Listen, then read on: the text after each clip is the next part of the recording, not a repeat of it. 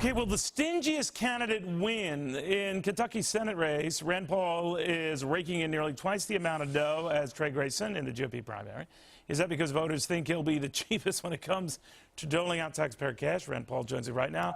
He is the son, by the way, of former presidential candidate Ron Paul. Rand, good to have you back. Thanks for coming.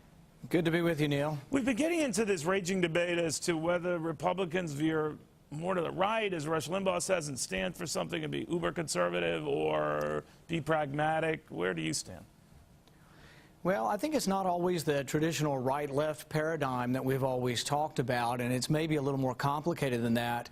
I tend to see it as reform versus the status quo, and I'm one of those who think Washington has to be reformed. The 1,100-page bills they pass that no one reads. I personally have talked about, they tell us they want us to have a waiting period for buying a gun. I think our legislators need a waiting period before they pass bills. I propose 1 day of waiting for every 20 pages of a bill. I think that would slow them down quite a bit. All right, well, they just, you know what they do? They just lump it together with a short bill that spends a lot of money and like Cliff Notes, but that's a whole other issue. But what about this debate in the Republican Party? I think something big is going on here that could actually hurt Republicans in the aggregate.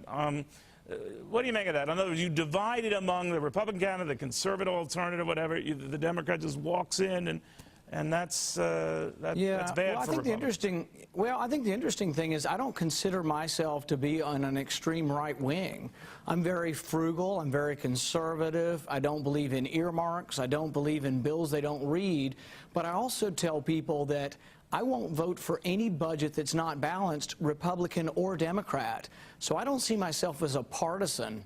I think sometimes what the American public doesn't like, and let's say you're an independent or a moderate, what you don't like are people who just vote and say, I'm going to always vote with the Republicans because Republicans are always right and Democrats are always evil and wrong. I don't see it in good versus evil, party versus party, but I do see that there's good policy and bad policy, and I think the overriding concern for our country is there's no money left. We have to quit spending money we don't have.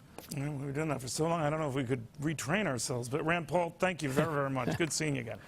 Thank you.